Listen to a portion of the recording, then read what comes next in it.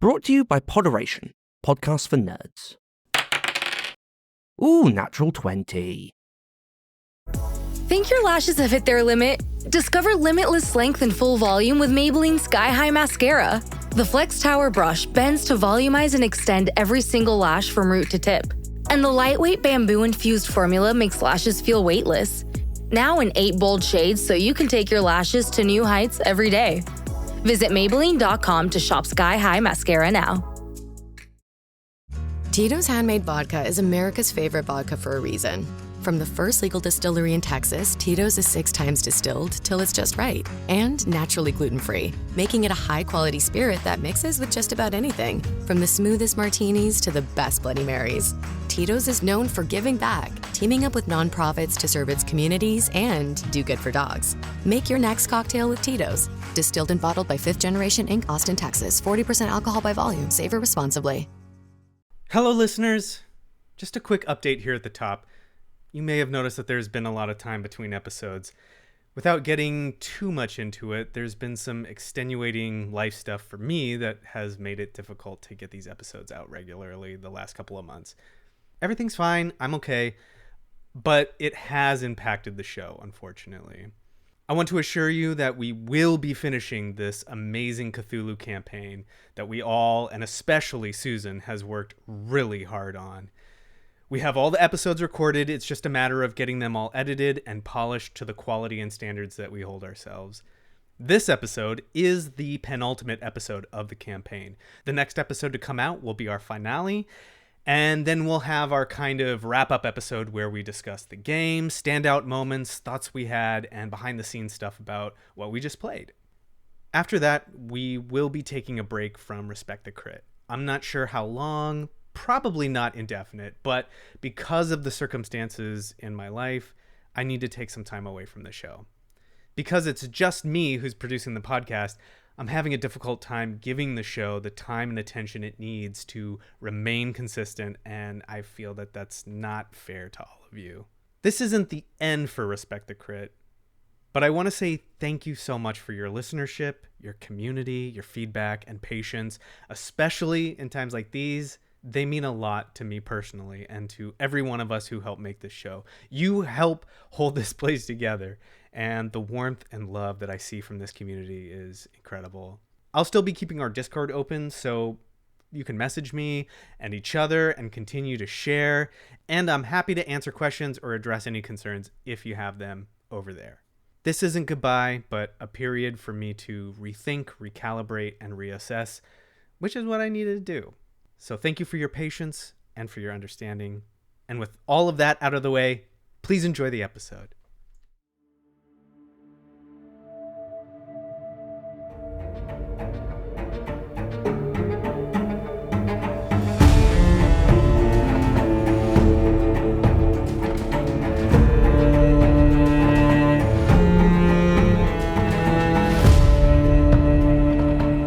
Darling, hold my hand. Hello and welcome to Respect the Crit.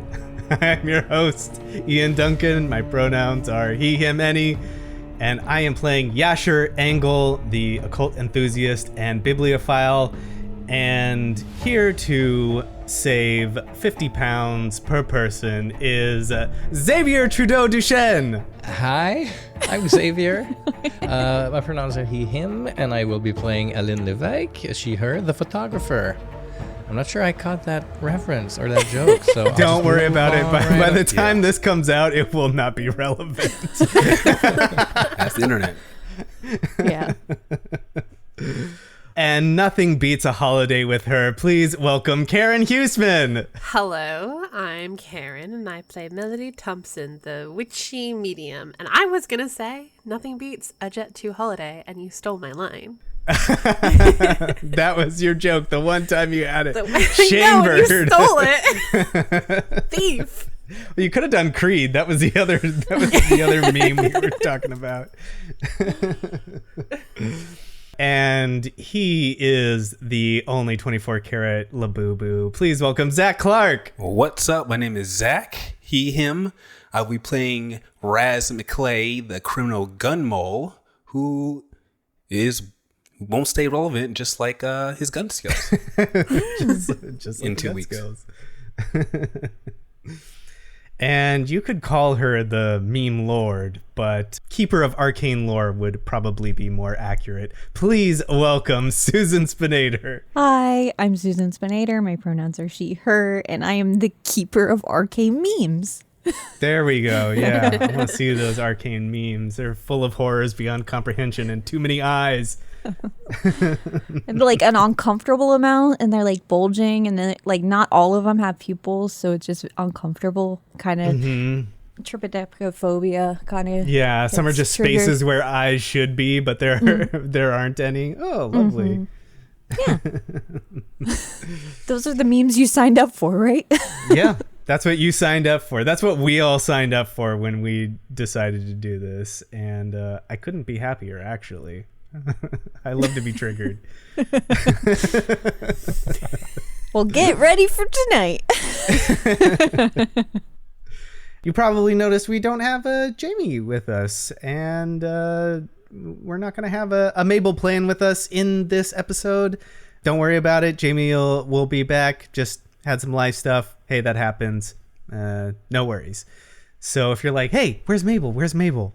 Well, she's here. She's just around. She's just in away mode right now.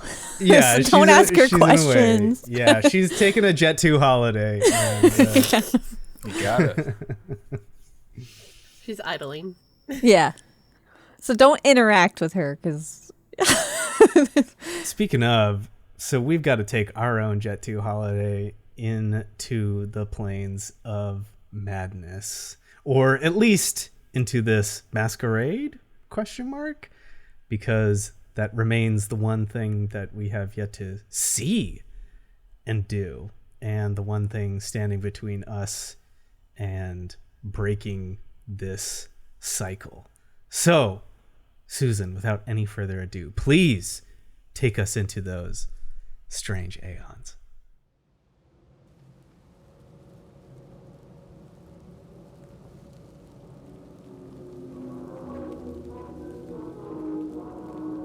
the silence in the velvet prison doesn't simply settle. It thickens. The last echo of Melody's footsteps fade like the dying ring of a struck bell, swallowed by velvet and shadow. The record player ticks its final revolutions, its distorted lullaby slowing, off-key, off-time. Each warped note clings to the air like the last breath of something long dead. Elra stands motionless. Her gaze lingers on the door, not in grief, but with the leaden calm of someone who has already lived this moment 1,000 times. She does not move, she does not speak, but something behind her eyes fractures. Above, through the layers of stone and memory, the very air shifts. It presses down on your lungs, saturates your bones. A tremor passes, not through the floor, but through your thoughts. A wrongness rising, as if the world itself is tuned to a string pulled too tight, and it just gave a twitch. Cut to Melody alone. The ritual chamber is too quiet. She's hunched over, gasping for air she can't quite catch. Sweat crawls down her spine, but she can't feel the cold. The conductor's baton is gripped tight in her hand, and it is no longer humming. It's resonating. A slow, rising pulse. A rhythm that's not hers, but now answers to her. With every beat, the shadows along the chamber walls bend, as if drawn forward. Drawn towards her. The soul mirror lies on the floor nearby, having been dropped during her fit of madness. Its pentagonal surface dull and cracked at the edges from time itself bending around it. It pulses too, syncopated with the baton. The song and the shatter are linked now, and then the walls breathe. You feel it in your teeth. You see the flicker. Not flame, but memory sliding along the mirror's edge. The air ripples like heat haze, even in shadow. A book snaps open on its own. The scrying mirror blinks, not reflects, and suddenly you are certain. The loop is no longer holding. Reality has noticed Melody, and it's reacting.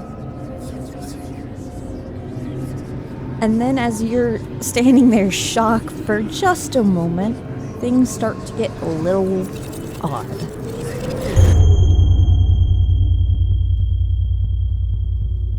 As you stand there, just mouths agape, waiting for that moment for your brain to register what to do, and maybe you turn your head, it feels almost like the air is viscous, like you're wading through molasses, like it's almost like you're in a pool as you turn your head. They're just you feel leaden but light at the same time. It's odd. I have a very odd sensation. Am I the only one feeling this way? Like I'm moving through beans? When Yasher speaks, you hear his voice loop back a second later as he's talking. The words folding over each other like two tracks playing at the same time. Like an echo? It's almost like you had a stereo track and then they didn't sync right. Oh. It's when you hear yourself on a Teams call. Yes. The most horrific thing of all. Yeah. A Teams call. Oh, God. The horror. Hey, Yasha, why are you talking like that? That's messing with my brain. Speak slowly. When Raz talks, there's almost like a skip. It's almost like he's sped up, like at times 1.25 or just a slightly fast. You're speaking all weird. Why are you doing that? I can't understand you. So slow down. I think you need to speed up. What happens when I talk? Suddenly, you don't remember doing it, but now you're somewhere else in the room? Like you walked as you were moving? Wait, Melody just ran away. Melody? And yeah, sort of like realizing that like and then you're weirdness is already going out on. of the door as you're saying that. The other people, like Yasher and Raz, just see you like standing like near the desk, and now you're in the hallway. I think Yeah. it's teleportation. That's not fair. That's only when I talk. Yeah, and then we'll trip, like kind of like, you know, when you do you expect a step there and there's no step or whatever, and still, despite the weirdness, she's gonna call out to Melody in the darkness. I don't know who's got the lamp anymore, but she just try to get to her before either she leaves the cave or gets caught by another cult member. Okay, so you all are experiencing something not natural, so I'm going to need a sanity check from you three. Good. I wanted to do it. Raz is like, Oh no, how I the hell is don't the kid want doing to that? do it. Was it my No, zoom you suit? don't. Why is everybody running? I might die just because of that. No. Oh, God bless it. Oh my So- gosh. I was so close. Oh. So I roll a d10. Actually, in this instance, it's only a D2, so you're not gonna we won't lose you just yet. A 1. Good. Okay, so you're down to 6. You're on the edge. You are edging that sanity. What was that Creed song? Hold me now. You're 6 sanity points from the edge. And you're I'm thinking. like 6 feet from the edge. So, like, if you run out of sanity, you just hit 0. Are you just cooked? That is Forever? character death. What? That is me taking over your character, and you never get to touch it again. Time to roll a new character. Right at the end. I did not know that. But with your 1 point of sanity loss, nothing happens. We could do the momentary fright. Just a moment. Yeah, let's roll a d6 for that. I love that. 2. You cry out in terror. Yeah. Yeah, that tracks. Insert stock footage of a woman screaming. Yeah, Here. exactly. Wilhelm scream. You know, the one scream. That's public domain. With that, Alin starts running down the hallway towards the right, because you did see Melody go towards the right. That was your intention, right? You were going to follow her?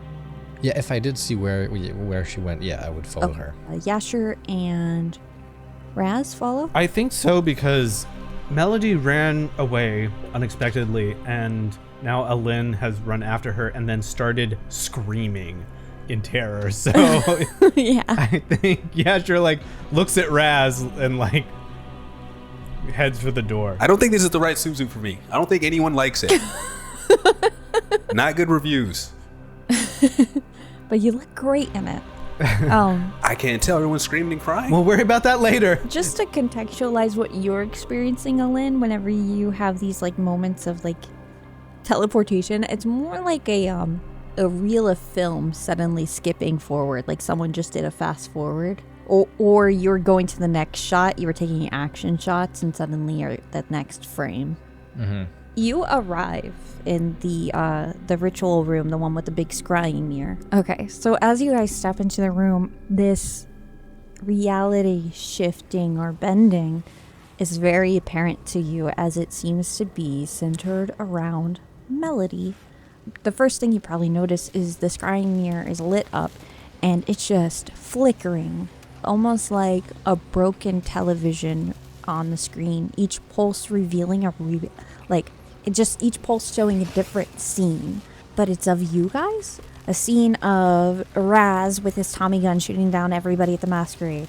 A scene of Alin taking a regular photo at the giggle parade. Yasher reading in a library nook, comfortable. Just flash, flash, flash, flash, flash. Mass murderer. Yeah. Doing normal shit. Reading a nice, good. Every time Raz comes on, he's got his gun out. It's just Yeah. violence. It's just absolute violence. Like the shot is always identical. It's just the backdrop to it is like different every time. Yeah. It's like a slightly different action. Like he's butting people with the gun, mowing people down. There is one shot of Raz trying to hit on a woman, and she slaps him. The most peaceful reality.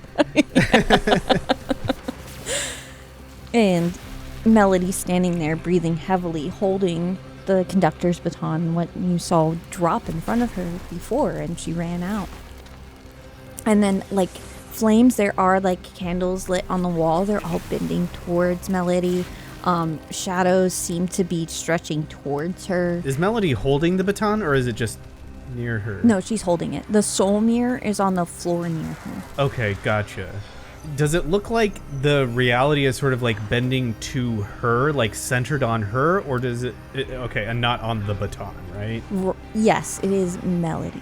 It is bending towards Melody. I know. Okay. I nodded, so I'm saying it out loud for the listeners. Thank you. Yeah, so we got to kill Melody. Okay, got it. Okay, Yeah, so yeah. everyone kill Melody. That's the goal. Obvious goal. I Don't was worry, like that Melody. the whole time. Yeah, don't worry. You'll be safe because none of us can actually do that. Raz will have to beat you up. We'll try though. Not from this range. Melody, try to calm down.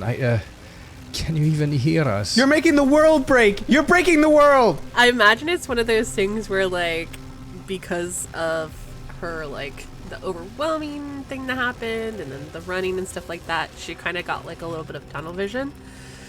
So, like, as she's coming out of that, like, she's hearing people, like, yell at her, basically. And it's, like, that's, like, it's, or almost like when, you know, like, you got, like a loud noise happens and, like, you have, like, that ringing or whatever, and then it, like, starts to fade back out. So it's, like, as that's fading out and then the real noises are fading back in, it's, like, it snaps her back into reality. And I think she'll probably, like, just drop the baton instinctively just to, like, that was the thing that brought the uncomfortableness to her. So she's gonna just drop it and see if that changes anything. As you drop the baton and it clatters against the floor, it curves. It's almost like it's like a magnetized. It curves and points towards the soul mirror you dropped, and then rolls and clatters against it.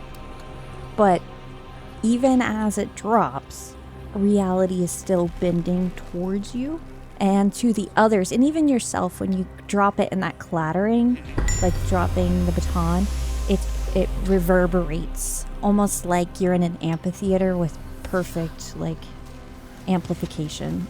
Almost like a movie scene. Raz will just apparate near the baton, and he'll say, "This looks like it has some bad juju in it," and he'll just kind of pick it up like a child does with like something like weird. So he'll just pick it up and kind of look at it. As you get near it, can you roll a willpower for me, or a power roll? Easy for old Raz. Hey, that is a success, and with the success, you are not able to grab it. No, as you go to grab it, there's almost like a static, like when you touch a door and it zaps you. But as you try to wrap your hand around it, it's again that magnet feeling I was using to describe. It's like when you try to push two opposite polarized magnets together, it kind of moves away from your hand, and you feel that force. Raz tries this no less than 15 times. He'll go in 1.25 speed or whatever. He'll just like, ow. What is wrong with this? Nah. And he'll get like shocked every time. It's like, I got it this time. Yeah, I'm telling you, there's some bad juju in this. I just got to get my hands on it. I'm just like, this kind of hurts. You were kind of pushing it away, like I said, with two magnets like being pushed away from each other. It's just rotating perfectly around the soul mirror, keeping one end touching it at all times. Hold on, yeah, she almost got it. Yeah. Melody, how'd you do this? You just pick it up? Yeah, you just pick it up. She's just gonna scoop down and pick it up. When Melody speaks, the rest of you see like musical scores in the air, and notes on the like lines of a musical score, and her voice has a reverb now, not electronic, but cosmic, like a cathedral that shouldn't exist. Standing near her as she gets closer to you, Raz, feels like you're standing too close to a speaker vibrating at an impossible frequency. Like you feel it in your bones as she's standing next to you, this vibration within you. And then as you see her move, her shadow doesn't match her movements. It lags or moves ahead. Raz will be like, hey Mel, can you keep it down a little bit? You're screaming in my ears. And then as you reach for the baton, the air around you ripples slightly, like that haze I was telling you, like the heat haze you see. Everybody sees that rippling as you're moving towards the baton. Hey Mel, I'm no doc, but you might have some bad juju. I'm just gonna say it. No one here else will, but hey. Melody, break the mirror. I don't think we're supposed to break the mirror now. We're supposed to do that during the veiled serenade, I think. As you put your hand around the baton, you feel in your bones, in your blood, in something deeper than memory, you know with full certainty that you are no longer a witness to this looping song. You are now conducting it. Whatever you are doing is unraveling reality around you,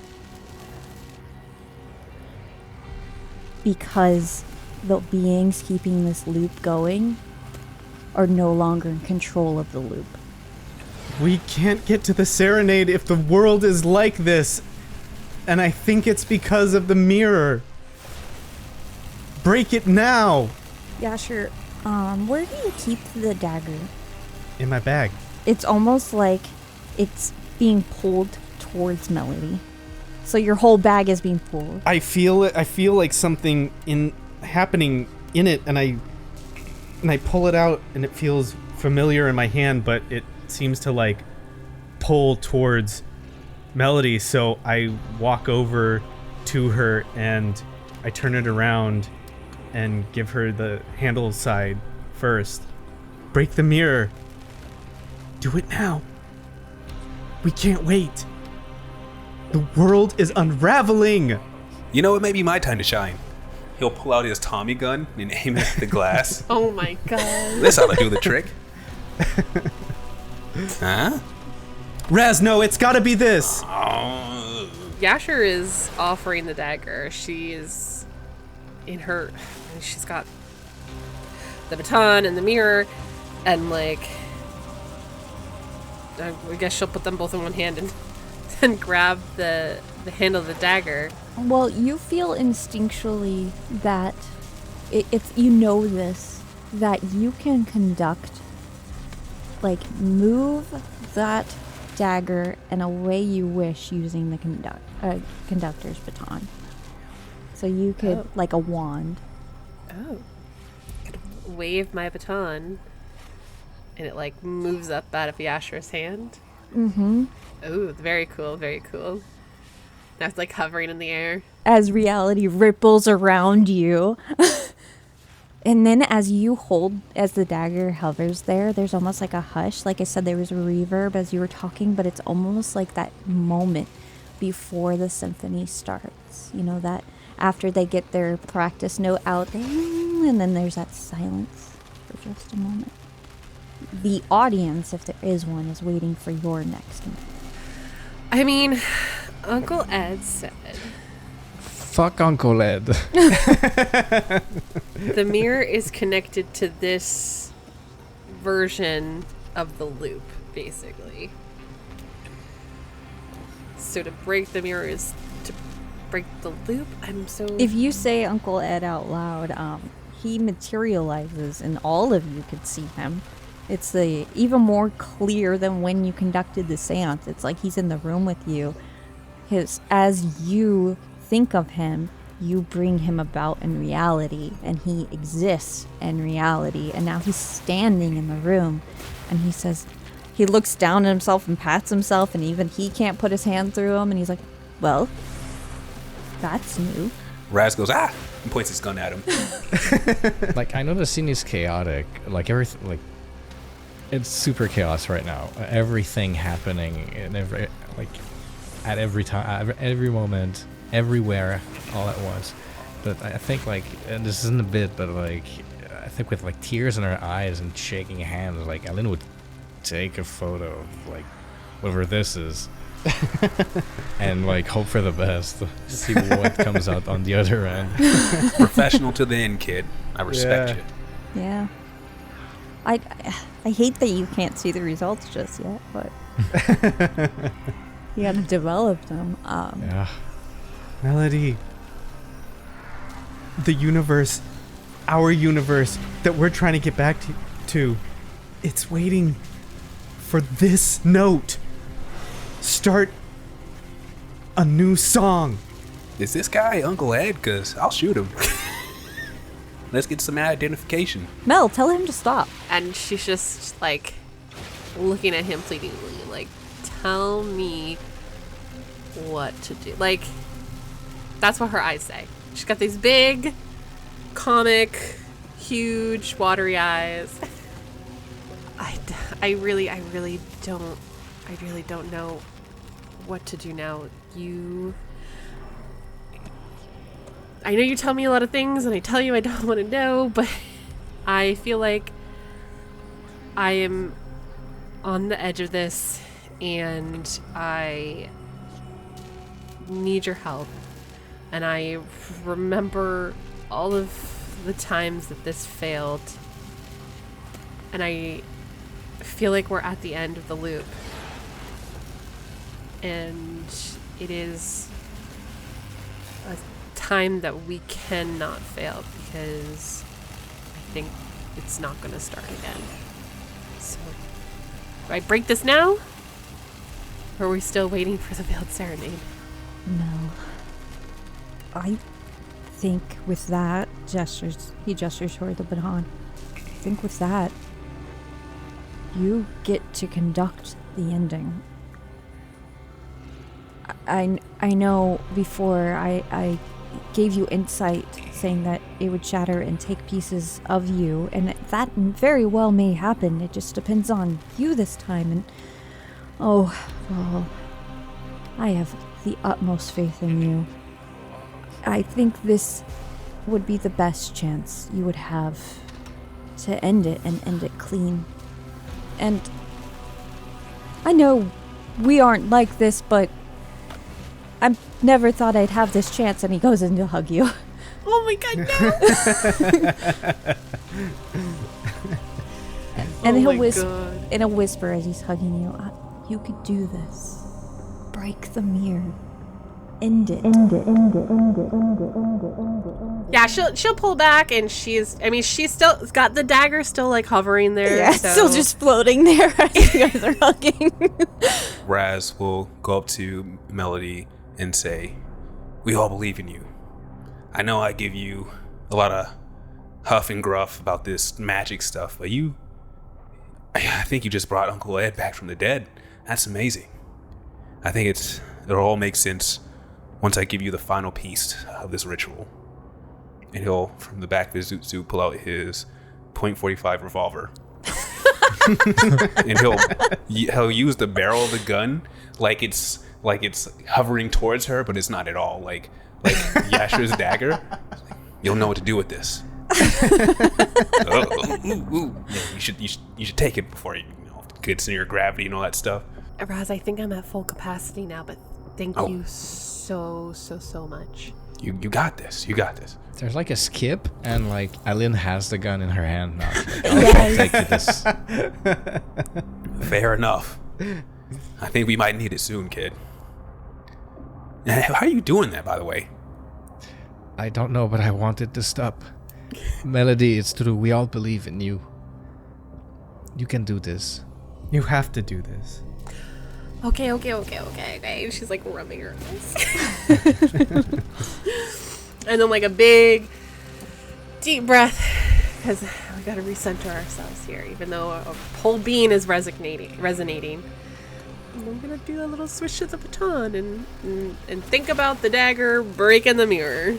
The room around you it's like it's holding its breath, waiting for your next action as the dagger descends towards the mirror, and you hear it strike the glass. Not a crack, not a crash, but a note. Low, wrong, as if someone strummed the string of your soul just slightly off key, and then silence. It rushes in like a tide, heavy and vast. The air vanishes, your feet lift. You are not pulled, not pushed. You are unmoored. Color dissolves, not black or white, but to iridescent ink, swirling in endless rhythm. The world melts into lines and clefts, floating staves of music scrawled across a void that no sky, no floor, just endless sound suspended in silence. And then the whispers begin. Alin's inflections, Yasher's muttering, Mabel's laughter, Raz's scoffing drawl. They swirl around you, too faint to grasp, too faint to hold. They're being unwritten. Your chest tightens, not from fear but recognition. You are the one thing still tethered to truth. You are the one who remembers. But you always have. You open your mouth to call out, to sing, to scream, to stop it, but the chords rise up before you, 1,000 voices stitched together, not human, not whole, the chorus of the forgotten, crooning lullabies in reverse, beckoning you into the score true number never finished. And yet, somehow, you still stand. Your feet touch an invisible stage. A spotlight glows above, unseen but warm. The darkness waits, and so do they. Your companions, tethered by a thread only you can feel. You were never a part of the mirror. You were the page they're trying to write over. Floating above you, flickering like a conductor's cue card in a theater long since abandoned, The chorus of the unwritten. Now, Melody, what do you do? Deck your home with Blinds.com. DIY or let us install. Free design consultation. Plus free samples and free shipping. Head to Blinds.com now for up to 45% off with minimum purchase plus a free professional measure. Rules and restrictions may apply. Chronic spontaneous urticaria, or chronic hives with no known cause. It's so unpredictable. It's like playing pinball. Itchy, red bumps start on my arm, then my back. Sometimes my legs. Hives come out of nowhere. And it comes and goes. But I just found out about a treatment option at treatmyhives.com. Take that, chronic hives. Learn more at treatmyhives.com.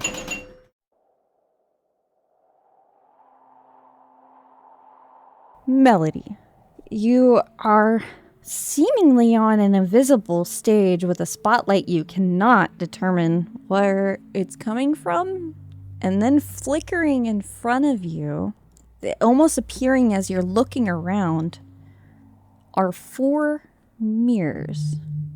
And you recognize these mirrors from the ones you saw in your initial dream. The mirrors your friends, that you could see your friends through. And you see within them, as you gaze upon them, there's one with seems like a library, maybe a bookstore. There's one with neon lights, smoky haze, and jazz music playing that you could hear that's being swallowed into this chorus of the forgotten around you. There's one with smoke spilling out of it and dilapidated theater seats. There's one of a very high-fashioned, very high-end, expensive room. I punch them all. Just kidding. Well, they're floating out in space, and you can't reach them from whatever stage you're on. They seem as if, as you moved closer to them, they keep equidistant from you. You see them flickering for a moment, these mirrors, and within them, each friend is reduced to a memory that seems to be coming undone. And you know, or actually, Uncle Ed's there with you. You hear him now. He's no longer physical form, but you feel almost like reassuring hands on your shoulder. Oh, Mel, we're in it deep this time. I feel like maybe this is partially because of you and your little jaunt with the founder of that town. Well, let's not put blame. Let's fix the problem first, and then we can assign blame. Your friends are in trouble. Let's help them. Okay. This got so Buffy really fast. I think they're coming undone, Mel, and you have to help them not. You have to remind them of who they are. Add their name to the chorus so they could be here. Oh, like just yell their name out? Like, yeah, sure. As you say Yasher's name, it's almost pulled out of you as you say it. And as you think of Yasher, what memory do you cling to, or what memory of Yasher and you, or just of Yasher comes to mind? The really funny part of me really wants to say something about beans. That's what I mean. That tracks. Yes. Actually, I was thinking of kind of at the beginning of the campaign where Melody made this trinket for Yasher, and there was a little bit of a connection there. We're really appreciative of the small gesture, and really hoping that would bring him luck. And So as that comes out of you and that memory comes to mind, again, it feels like his name is being pulled out of you. Suddenly you're saying his name with intent and purpose. yeah, sure. And with that, you see this ripple along the mirror with the bookstore as your voice hits it. And I need you to roll a occult or power check. Oh, yes. So what do you think, maybe Ian, you could chime in on this. What does it look like through the mirror as that resonates, as you are giving Yasher a piece of himself back? I think it starts with that charm. Maybe that's like the first thing that materializes is that, and then Yasher like sort of fills in around that. So in his hand is this charm, Yasher. So from your perspective, one moment the dagger is going into the soul mirror, and then blackness, then shattering. A clear crystalline ring like a wine glass breaking in the back of a cathedral. You don't see your reflection vanish. You see it multiply in every direction, shards, not distorted, perfect. Each one capturing you as you are, blinking, anxious, alone. They hang midair like glass caught in moonlight, and then they pull. Smash cut to a library that shouldn't exist. Endless rows of mismatched bookcases twist around you like a maze, but they press in tight, claustrophobic, as if the shelves might close and bind you to their pages. The walls breathe softly like parchment turning itself. The floor ripples under your feet.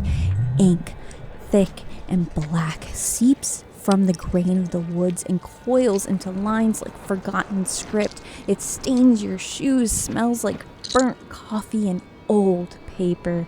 Somewhere above, a quill scratches in the air with no hand to guide it. The sound of turning pages builds like whispered arguments in language you almost, but don't understand. And then, hovering in the air in front of you like a title typed onto a library index card, the fractured lexicon. You're standing in a cone of golden desk lamp light. Though you never saw a lamp, the light feels familiar, like late nights at Exoterica Exotica, but colder. From behind you, footsteps. From below, your own reflection pulled in ink, grinning before you've moved, grinning wrong. And then the doors creak open before you, and you're there, standing at a lectern. A vast lecture hall stretches out before you, row after row of empty seats bathed in shadow, all empty except for two. In the front row, sitting side by side, your mother and father wait. Roger and Judith Agnell, your world's foremost academics. Their notebooks are open, their expressions unreadable. The silence is total. They're waiting for you to begin.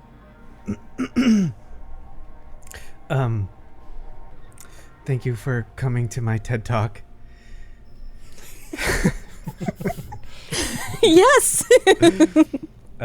This is about the occult and its prevalence and mysticism in our modern world and its application in actual practical magic. Your father takes a note, but your mother's just watching. Yasher is like, okay, well, that note could be judgmental, but it could be interest. Who knows? I feel like it's hard to see their faces because it's, you know, the light is on him in this lectern hall, and everything else is in shadow. So it's difficult for him to read their faces, but it's always been difficult for him to read faces. And I think he realizes, like, oh no, this is not an actual lecture I'm giving. I don't know if this is where I need to be at this moment. And so he sort of like coughs. Excuse me, I need to get my notes. 1 second. And he starts like looking for an exit. Behind you is a large blackboard covered in runes that seem to twist and writhe. Oh. Is there any writing instrument? Like, is there any chalk or anything? There is chalk. And there is a notebook in front of you as well, full of notes. Your handwriting, manifesting true magic through pre-Cambrian runes. Okay. I am going to pick those up, and I think what he's looking for is like notes about like doors, basically, and stuff like that. And so I think he'll gather those up, and you hear in the crowd. Yes, excuse me, just 1 second. You hear scribbling on paper as someone takes a note. And he's gonna gather up these notes, and he's gonna take the chalk, and I think he's gonna draw, like, on the chalkboard. He's gonna draw like a mirror that he's seen, but it's in this context, it's less of a mirror and more of like an archway, a doorway, and inscribe some of these runes around it in order to create an exit for himself. Can you roll me an intelligence to remember runes? That is a 63 under 80. And you would have had minus, what's 10% of 88? Minus 8, because Melody she assisted you. You hear as you draw the mirror and your hands guided into this. It's almost like you're moving, something is moving through you, and you see for a moment Melody on the other side of the mirror, and the mirror glows and becomes full mirror, and you could see Melody standing on a stage with a spotlight, and she yells your name, and you remember, I'm Yasher Angle, and you're able to, the mirror ripples, and you're able to step through. He does, and I think he feels like that charm on his wrist too, like, it just feels warm or something, and he holds that and like takes one last look sort of at this weird empty auditorium with the faces of his parents in there, and steps on through. As you look towards the auditorium, your father gives you a nod, and your mother's like clapping, like lightly. He smiles a little bit. That never happens. Well, that's the new reality now. This is a dream. And you get 10% to your next roll. Ooh. So back to Melody. You see Yasher start to materialize in his mirror. You knew it was his, the one with the bookstore, and now you see him in that bookstore. He hasn't, in his reality, I know we just imagined his, but he's not in yours yet. But now you see him, and he's clearer, and he's moving with purpose. Okay, so now we need to do the same for the others. Yeah, I think that would be a good starting point. Okay. Thank you.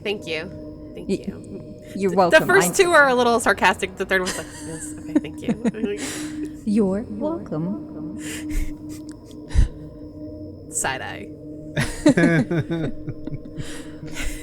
I guess I'll just go in order of the mirrors. We'll go Raz. What do you feel when you say Raz's name? What like adjectives come to mind as you imagine Raz? Some of the great descriptors of Raz are definitely like confidence and a go-getter attitude, and I feel like there is a really high intelligence there that's masked by a lot of comedic, I don't want to say dumbness, but like he pretends to be more simple than he is. And all of that comes to mind as you say his name and you feel it, and the surface of his mirror starts to ripple. And could you roll me a power oracle? Yes. Oh my god. I'll take it. That was so close. And the mirror settles, and you can hear Raz's laughter coming from this bar. Raz, when the dagger strikes the mirror, you are all standing around. You don't even hear it hitting the mirror. Just as soon as it touches the mirror, your world goes dark. Then, a match strikes. Flaring to life in slow motion, you see this flame. It flickers, then catches on a paper. Camera zooms in on the paper, and it curls and blackens in the fire. It's a wanted poster. Raz McClay, liar, coward, imposter. Your name in block letters. Someone made sure you wouldn't be forgotten. Crash! A mirror explodes inward. You're flung backward. Downward. Into a suffocating haze of cigar smoke, neon flicker, and wet alley stench. Your fedora lands beside you, its brim smoldering at the edges, and something slick clings to your shoes. You don't want to look down. Overhead, a flashing red sign buzzes and pops. The Dumb Dog, members only. But all the letters are reversed, like you're seeing them in a mirror? Or maybe it's just the lie finally coming undone. Your lie. A spotlight snaps on. You're standing in a stylized alley drenched in noir shadows. Brick walls tower on all sides. Smoke from somewhere high above slithers down like it's hunting you. You hear a jazz piano, but it's too slow, off-key. Your breath fogs.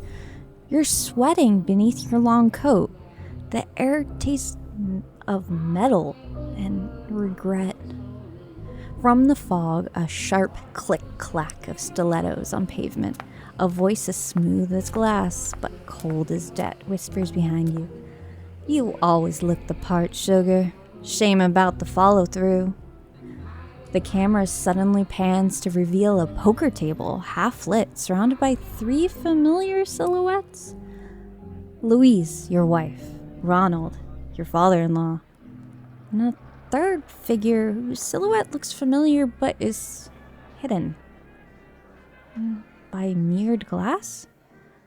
A title card flares like neon lightning. The slick lie. And fades just as quickly, as if afraid to be seen. The dealer cracks his knuckles. Cards on the table, Mr. McClay. Time to play for what's real. I think Raz, first off, he'll look around. It's a little nippy in here. He'll start to fan out his zoot suit, quickly pick up his fedora, not looking at the mess on the ground, and he'll say, "Can we do something about that racket?" Sugar, you're holding up the game. It's your turn. I don't think I'm in the mood for a game right now. Son, life's a game, and you're not playing it right. Come on, boy, your father-in-law says. Is that you, Mr. Ronald? It's been a time. It sure as hell has been, and you're holding us up, boy. I got the shivers, Mr. Ronald. You know how I get. I don't think I'm in the mood for a game. Do you really want to disappoint me right now? Beads of sweat will go down Raz's face, and he'll trudge up to the table, look at his chair, and peer at the figure he can't really see. Does it look smaller, not like a full-sized adult. As you peer closer, could you roll a spot hidden? I would love to. Ooh. You realize that the silhouette looks familiar because it's your silhouette. You now realize, oh, that's a fedora. Oh, and that's a trench coat with the collar. And then, oh, those are suspenders. And as you look into the face, it's not your face, but it is. It's a million different reflections of your face. Little tiny geometric patterns on what the face should be, but all reflecting a different version of you. The different lies you wear. Hey, Louise, can we do something about this fella here? I'm not too sure about him. It isn't his turn, sugar. It's yours. Come on. His turns. Louise, do you think I can talk to you, baby, just over here for a second? I promise this turn thing it'll happen. Can I just talk to you for a second? We don't want to disappoint Daddy now, do we? Oh, no. More sweat. The fedora is getting a little soggy, so he'll take it off. And almost like invisible hands are kind of forcing him down at the chair. He'll sit down and say, "What's my hand?" Let's roll a sleight of hand to enact this card game, which you will probably be cheating at because you have to win. Stakes are high. Right, so when Raz sits down and he's getting ready to get his hand, he is going to start to hedge his bets early and kind of sit in a position that he knows, like to hide cards or to do anything untoward. Like he's getting ready. He's gonna try hard.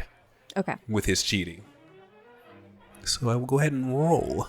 Would you like to push it? Or spend all your luck? Actually, I don't think so. He's counting. I don't think my luck is gonna... with Melody's assistance, you do only have to get 67 because she gave you a 10% bonus. Oh, I think I'm gonna push it. The 57, I'm gonna push it. I think I can do this. You just need a 67 because Melody gave you bonus. Oh, there it is. Yeesh. Okay, so describe the scene as you win this game of cards against your father-in-law and your wife and you. So Raz ain't really good at much, but what really got him in Louise's pants the first time was how smooth he was when he needed to be. Not necessarily at cards, but man, this guy was slick. How could he get out of situations? So he's going to just use his power for his own good. So once he's dealt these cards, it really doesn't matter what hand he gets. He's just going all in. These are just the 1920 specials. He's going to order a glass of brandy. Yep, it just fell all over. Probably Mr. Ronald. And everyone's looking down. Raz is going to start shuffling cards using his sleight of hand. Get some napkins. Have a card in the napkin. Slide it. Take unfavorable hands. Push it to he's maneuvering it to the weirdo he can't really make out for him to come out with the worst hand. So, and he wants the best hand. So he's going to go ahead and do that, and he's going to do a little salt and pepper trick, because at card games, sometimes you get served food. So he'll be like, "Hey, pass me the salt," and Luis will pass the salt, and he'll have a card behind his back and pull it out. Things like that, just all the tricks, because it doesn't matter. It's one of those things that you use too many tricks, the house is gonna come get you at the end of the night. He's not worried about the end of the night. He's worried about getting through this hand. So he's using every trick he knew, because now he's 35. He didn't know all these things when he was 21, when a game like this would have happened. So now the seasoned sensei is just pulling out all his sword tricks. Showing the kid how it's done. Yeah, pretty much. So he's putting it all on what he's just not really assuming, but the old him, I guess. But Raz wouldn't put that together.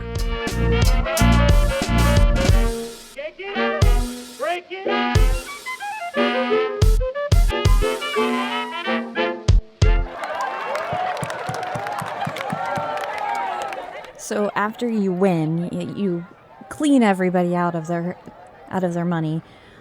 Louise leans back and lets out a sharp laugh. Oh, you always did know how to dance, didn't you? Now, ain't that the truth, if you want some lies? Dad, I told you shouldn't play against him. Yeah, you're right. Well, the next round's on me, and he, knocks on the table. You guys have a good one. And he walks away. Raz will just kind of let out a sigh of relief once Ronald's gone, and he'll say, "This is just like the good days, ain't it, Luis?" Yeah, hon, it is. And she'll lean towards you, and then the neon lights will start to flicker, that electricity crackle sound, and then it'll glow too bright and it'll blind you for a moment, and then we're back with Melody.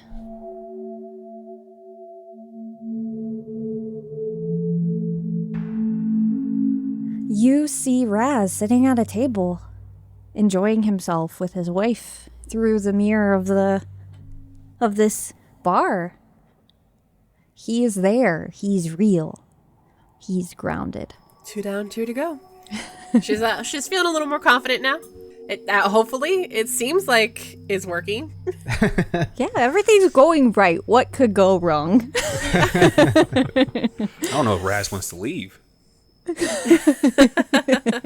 She'll turn to the third mirror and say, Ellen Levike. What feeling do you get when you think of Ellen? What? You know how you spend time with people and you start to take on pieces of them? What pieces of Ellen will you take with yourself after this? I feel like Melody is one of those people that's very go with the flow, a little chaotic, it goes with sensing the vibes type.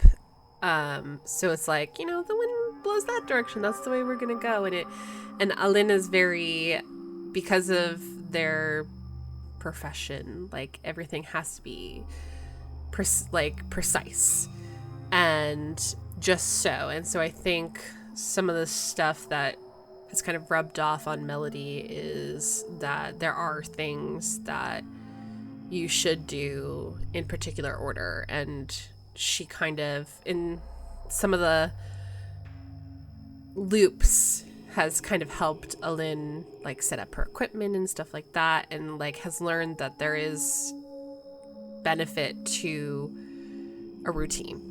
Those pieces that you're going to be taking into yourself no matter what happens, that sense of Alin is a person with things to impart resonates onto the mirror, and it ripples like water hitting, or like something solid being thrown into water. And then we go to Alin. As the dagger goes into the mirror, it doesn't shatter, it fades. Color, sound, light drain away like someone pulling the contrast down on your life.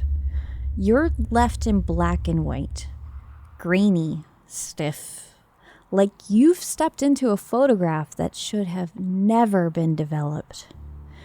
The matte edges curl around your vision. You try to lift your camera, but there's nothing to shoot. No people, no light. Only shadows stretching too long, framing buildings you know in eerie silence. Your camera clicks anyway. A sign flickers through the fog. Laurier Palace. The marquee reads nothing. You step closer involuntarily. The door is already open. Inside, the theater is wrong. Rows of seats sit half melted, charred. Smoke curls along the ceiling. And children sit still in their seats, watching a screen that's long gone dark. At the center of the aisle lies your barn key, gleaming softly on burnt carpet. When you bend to pick it up, a voice behind you, your own voice, says, We captured the smoke, but not the screams. above you, scrawled across the scorched proscenium, the shutter that would not close. A projector sputters to life. On the screen, a photo of you. A voice echoes through the theater. You can't pinpoint it. It is your mentor. Why didn't you help them, Ellen? You caught the fire, but not the fallen. And then your camera starts clicking on its own in your hands. And the photographs come out developed. It doesn't show what it's taking, it just shows you watching. I was watching.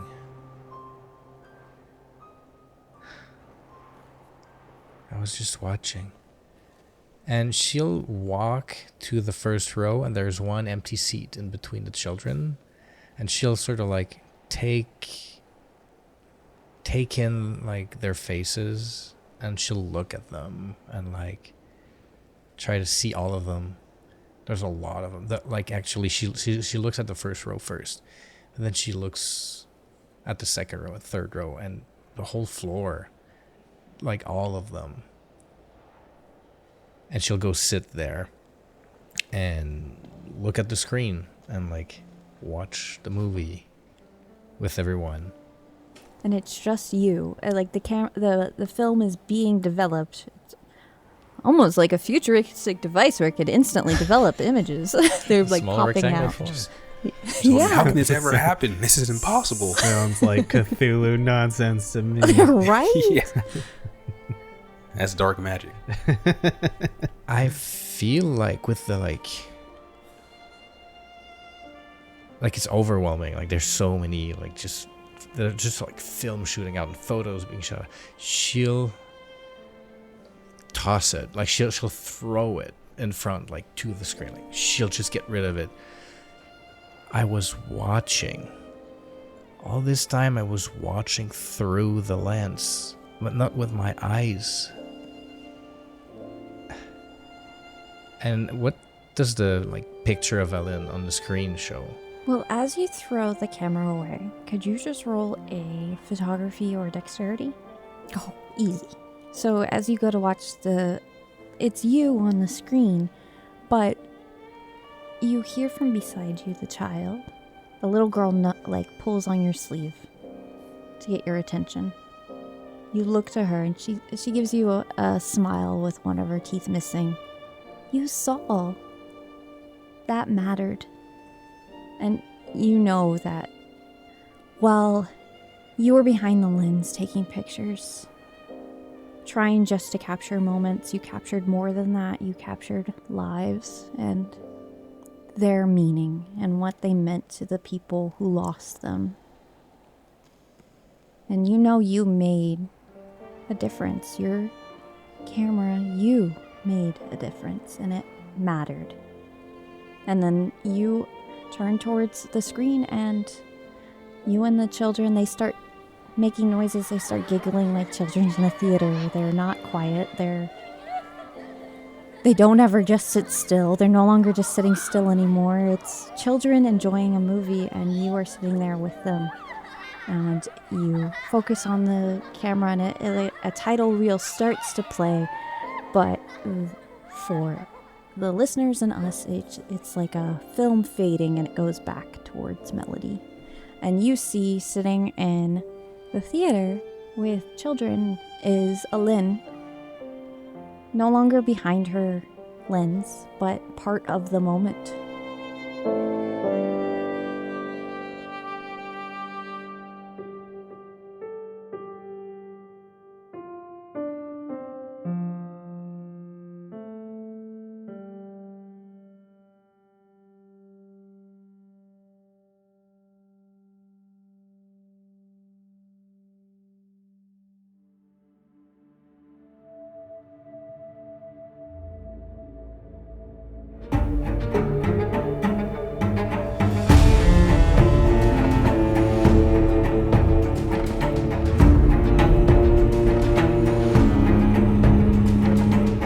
you for listening to this week's episode of Respect the Crits, Endless Equinox. If you like what you heard, please consider supporting us by leaving us a 5-star rating and review on Apple Podcasts or whatever platform you use. It's easy, free, and helps others learn about the show. Follow us for info, updates, and extra clips on our socials. We're on pretty much everything at Respect the Crit, or come be a part of our amazing community in our Discord. Mabel McIntyre is played by Jamie Lee Bonez, who you can find at Jamie MF Bones. Alain Levesque is played by Xavier Trudeau Duchesne, who you can find at Xavier TD on Blue Sky. Melody Thompson is played by Karen Huseman, who you can find at Not So Shy Ronnie. Raz McClay is played by Zach Clark. Yasher Angle is played by me, your host, Ian Duncan, and you can find me at iDunks. Our keeper of arcane lore is Susan Spinator, who you can find at Suze Laluz. The music in this episode is provided with license or permission by a variety of talented artists, whose info and credits can be found in the episode notes.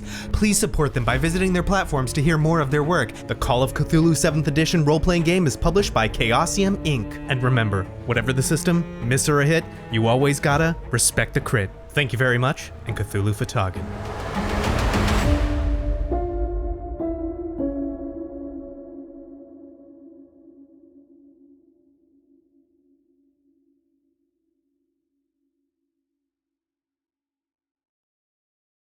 Hey there, it's Hugh from Podderation here. If you like today's show, why not have a listen to the ramble? Ridiculous, irreverent, and sometimes maybe just a little bit raunchy. The ramble is what you get when you put two professionally funny people in a room together and give them license to talk about anything they want underneath the umbrella of nerdy hobbies. We think you'll love it, and if you want to check it out, go to our website at podderation.com.